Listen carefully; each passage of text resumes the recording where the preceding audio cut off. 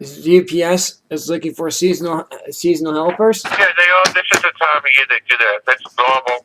but they want to It's harm not gonna, Muslims. probably won't be as big as normal because of the restrictions that thanks to this federal government. But you're going to get some. And again, usually there's this percentage they keep and retain. That's not going to happen because of Obamacare. And so if you're looking to start this as a entranceway or a foot in the door for possible future considerations, until you get rid of this regime and get rid of all the Democrats, that ain't going to happen. My question is though, why are they pushing for Muslim workers for seasonal helpers at UPS? Okay, the reason why they do that is because they need a certain amount of position help to help them out during when there's a big drive on. In other words, this is the time to say all the businesses do that retail. This is where this is where they can make the most money. So they need the most help so they can satisfy their clients, their customers.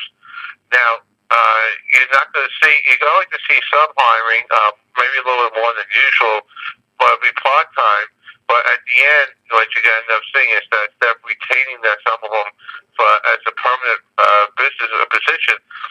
They're going to let them all go because it's more profitable, more reasonable, and conducive for them to just hire part-time just for the holidays and then let them go this time around. Why? But until you get rid of Obamacare, till you get rid of EPA regulations, till they get rid of the Dodd-Frank, these businesses are not going to expand on a permanent basis. My question is, why are they pushing for Muslims? I mean, Home Depot's pushing for Muslims too right now. If you want, okay, Muslims, I don't know. I think that's a mistake. You're opening yourself up for a possible terrorist attack down the line. I would not. There is a business. There was a woman who owns a gun store, a firing range, that declared that she's Muslim free. There are a number of businesses now around the country that encourage people to carry their guns and do not allow Muslims in their country, basically because they're worried about terrorist attacks. Right. My question is, why are they pushing for Muslims? And I got Home Depot in front of me here. They're pushing for seasonal help, or they want Muslim workers. UPS. I don't know why they would do that, except that they cater to the PC. They're looking for themselves to possibly get hurt at the end. Until the Muslims and the Islamics stand up and decry that and go against these extremists, I wouldn't trust any of them. The difference between so a lot of people comparing a scenario with the Japanese during World War II, where Roosevelt interned them.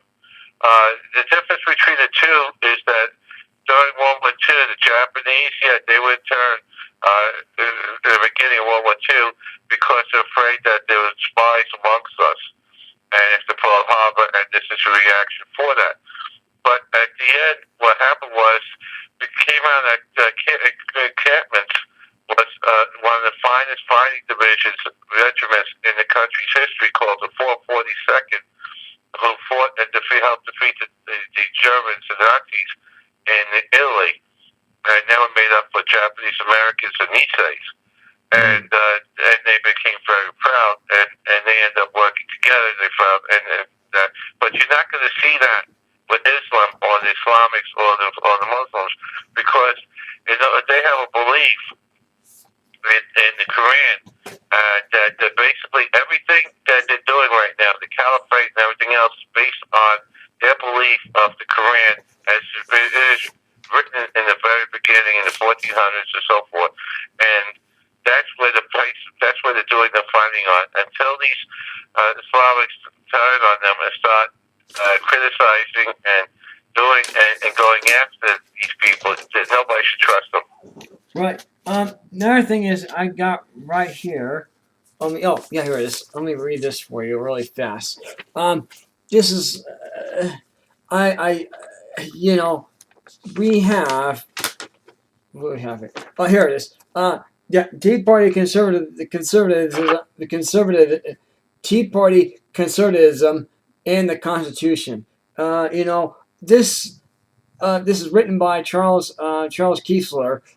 He's saying that right now with America, and in the course of the course of this changing events, puts us back with the regime back to 1773 when the British Army tried to take over the United States, trying to force us to go under British law, and now here we are doing the same darn thing under this regime too as well. What's your intake on that? Okay, that's okay.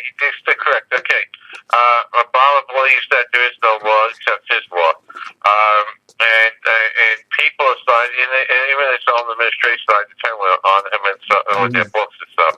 But the thing is this. That's why this November is very important.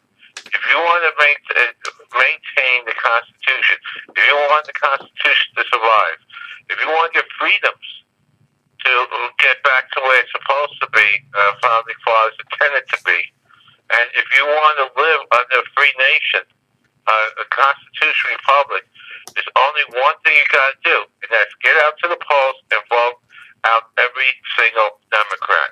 Right. If we do that, we will survive. If we take back the Senate, we will survive, because we will, at that point we'll have more of a position to handle anything that comes across from the anointed one up there. But we have to do it. Yeah. It's no more fun and games. This is serious.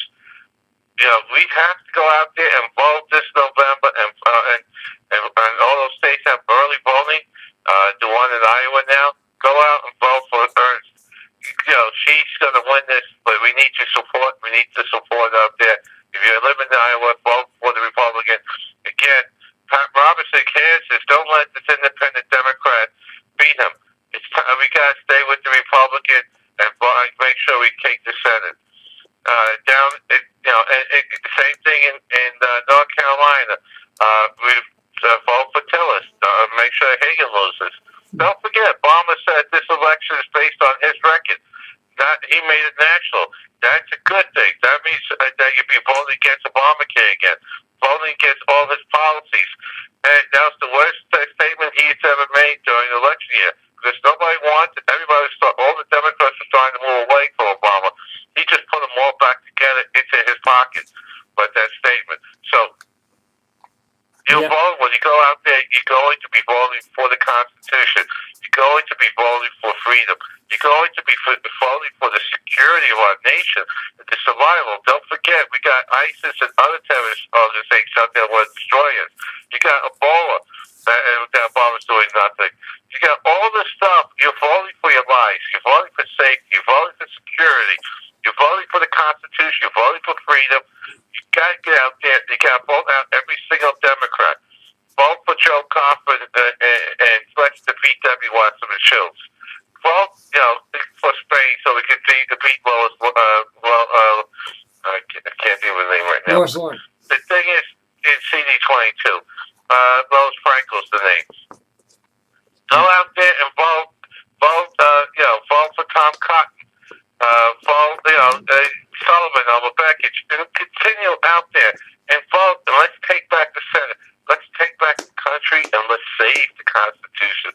But it's up to every single person that is listening to us, that's out there. Every single American must get to the polls, must go out there and vote. Vote for absentee ballot. Get the military to vote. Don't forget, Obama threw the military under the bus. He said it's not his job to call Mexican president to get Tamarisi released. Come on, this is time that we got to do it. This is the time to save the country. Go out there and vote. Vote Republican. Vote, get rid of the Democrats. Vote for your Constitution. Vote for your freedom. And let's do it right. Yeah, let's do it the right way. So, yeah.